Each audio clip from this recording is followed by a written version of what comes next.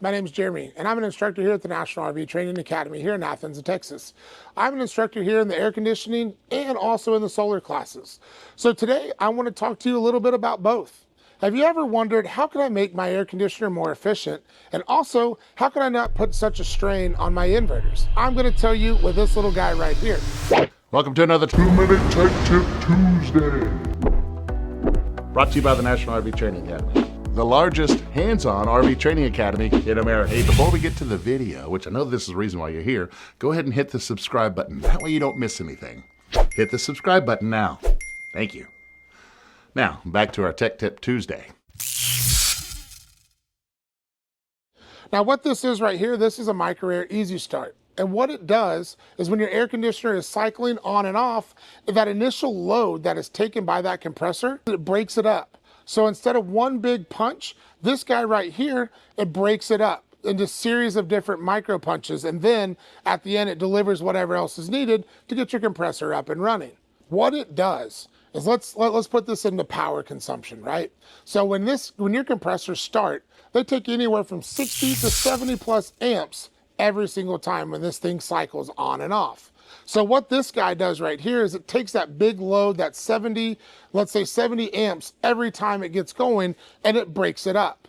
The way I always associate this is kind of like if you're in a gym and you're working out and you hit a speed bag.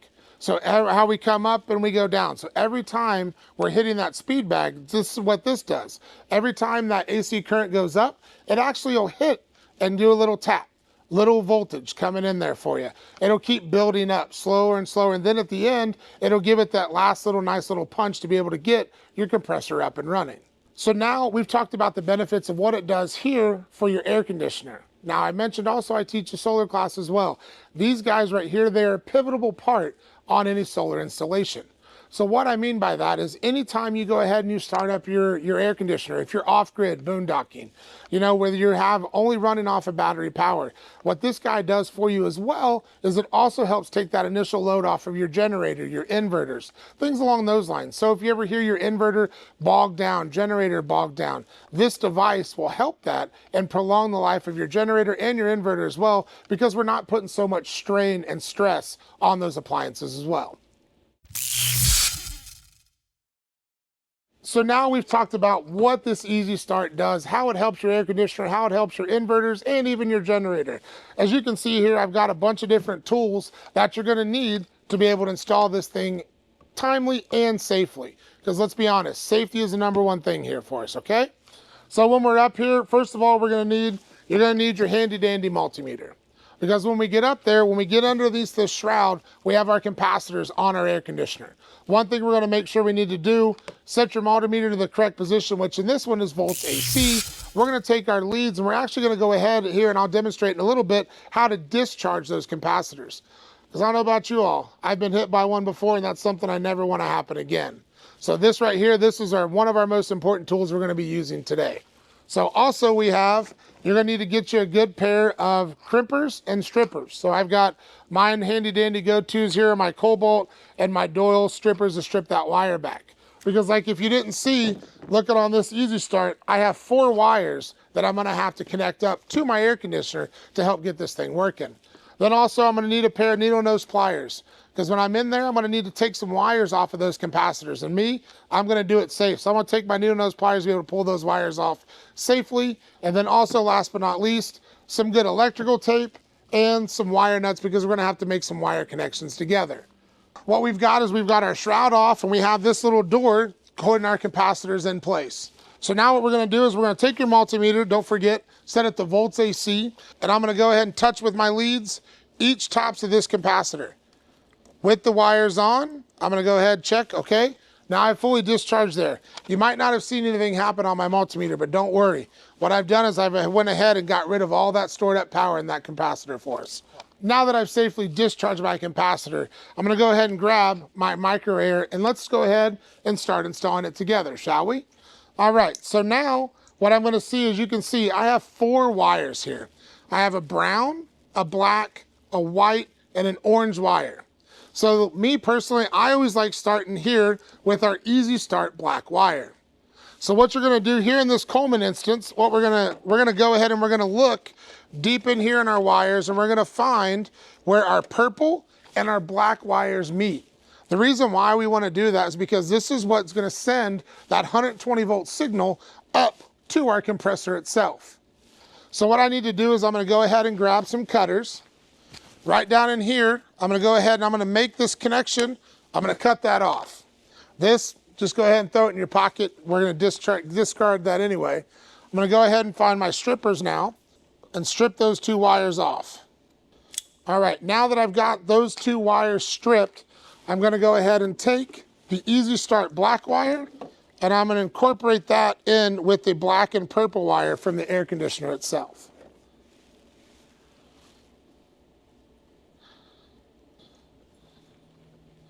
Make sure that that wire nut's good and tight there for us.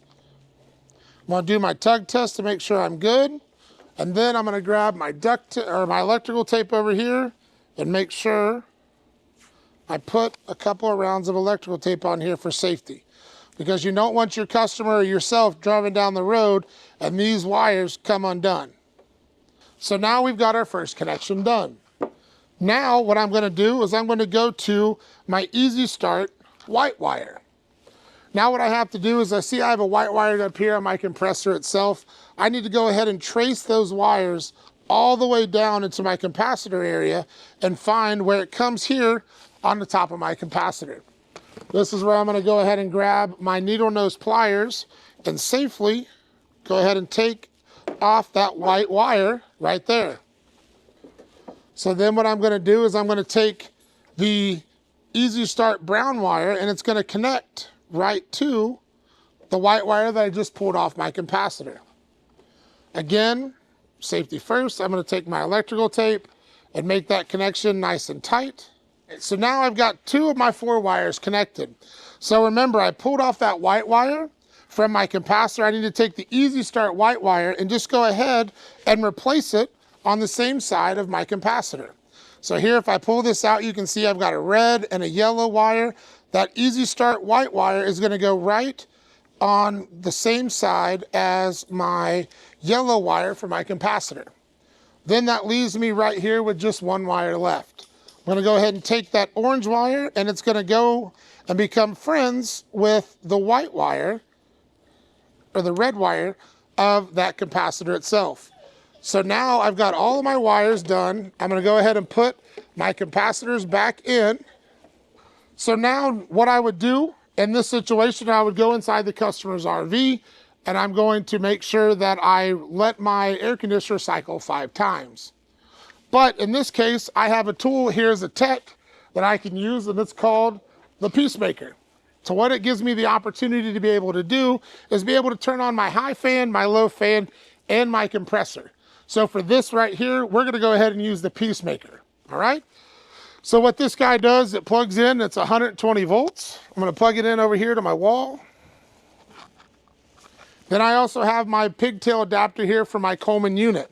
So I'm gonna unplug it here from this control box for this demonstration and take that 9-pin and plug it in here to the Coleman unit itself. So now if you look up here, what it tells me is what kind of my voltage is right now. Then right here, what the energy I've used, and then right now I see I have 0 watts and 0 amps being drawn because my air conditioner is in the off position. I'm gonna turn on my low fan. You can see I'm pulling right around 3 amps. What my wattage is, I'm gonna turn that off. I'm gonna verify my high fan again, make sure that that works. All right, so now we verified my high fan and my low fan work. What we're gonna do now is I'm gonna actually turn on my high fan and my compressor. So what I want you to do is just watch this amp draw right here. Like I was telling you earlier, if you don't have a device like this installed, what it does is every single time your air conditioner cycles, what I mean by cycle is it gets turned on and turned off essentially, where it's satisfied then becomes unsatisfied. That's up to almost 70 amps every single time. This little guy right here, you might not even see above 12 amps. So I got my high fan on, pulling right around 3 to 4 amps. Let's have my compressor turned on. Let's watch it, we're slowly building, 4 amps. You can see, oh, we spiked right around 14 amps and now we're settling right back down. 9 amps, my compressor's running, my high fan's running, and what this guy did, like I told you earlier, instead of letting that big initial punch happen, it slowly built it up. And then it gave whatever it needed to get that compressor up and going towards the end. That's how you saw that 14 amp spike, and then it's settling right down around 10.2 amps. This little device right here, in my opinion, they are worth their weight in gold, because what it does is it helps your compressor's life. It helps that life expectancy. These take almost 70 amps to get up and get going. This guy right here, as you saw, proof as we were doing it, we only spiked from about 14 amps. Then we settled down to right around just a little above 10 amps. So these guys, instead of letting it get that big punch, it's just little punches, kind of like hitting a speed bag like we talked about earlier.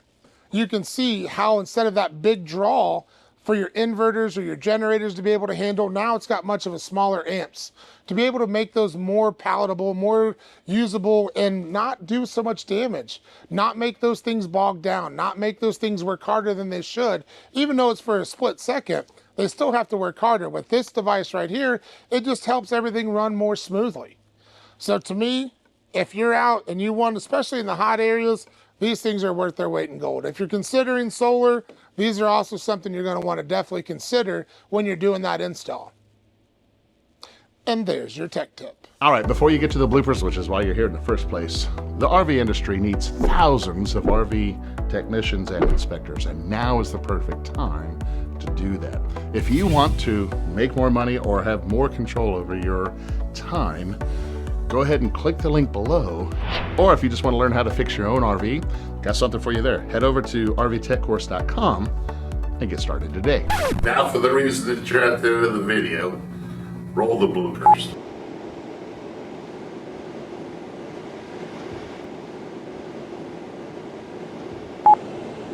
All right.